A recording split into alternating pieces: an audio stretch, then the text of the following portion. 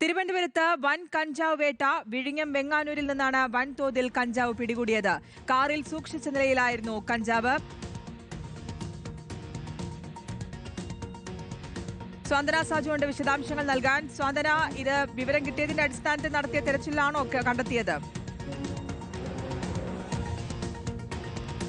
ശ്രുതി, വിഴിഞ്ഞം വെങ്ങാനൂരിലാണ് ഇപ്പോൾ വൻതോതിൽ കഞ്ചാവ് പിടികൂടിയിരിക്കുന്നത്. അല്പസമയം മുൻപാണ് ഒരു കാറിൽ സൂക്ഷിച്ച നിലയിൽ ഇത്തരത്തിൽ കഞ്ചാവ് പിടികൂടി എന്നുള്ള വിവരങ്ങൾ പുറത്തു വരുന്നത്. ശ്രുതി ചോദിച്ചതുപോലെ തന്നെ മുൻപ് ലഭിച്ച ഒരു വിവരത്തിന്റെ പുറത്ത് നടത്തിയ അന്വേഷണത്തിലാണോ എന്നുള്ള കാര്യമൊക്കെ തന്നെ വ്യക്തമായി വരുന്നതേ ഉള്ളൂ. കാരണം വളരെ കുറച്ച് സമയം മുൻപ് മാത്രമാണ് ഇത്തരത്തിൽ വൻതോതിലുള്ള കഞ്ചാവ് പിടികൂടിയിരിക്കുന്നത്. നമുക്ക് ആ ദൃശ്യങ്ങളിൽ കാണാം.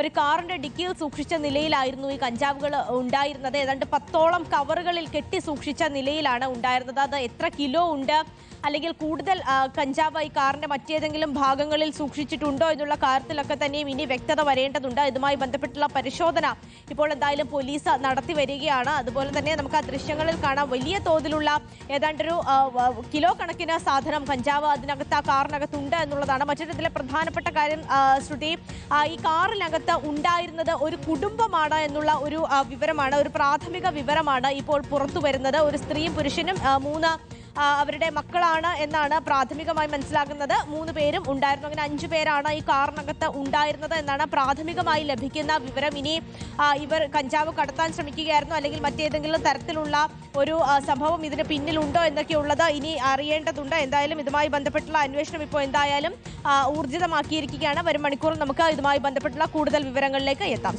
ശരി, വിഴിഞ്ഞം വെങ്ങാനൂരിലാണ് കഞ്ചാവ് വേട്ടയുണ്ടായിരിക്കുന്നത്. കാറിൽ കടത്താൻ ശ്രമിച്ച കഞ്ചാവാണ്, വൻ ശേഖരമാണ് പിടികൂടിയത്. സ്വാന്തന സാജു ആണ് വിശദാംശങ്ങൾ നൽകിയത്.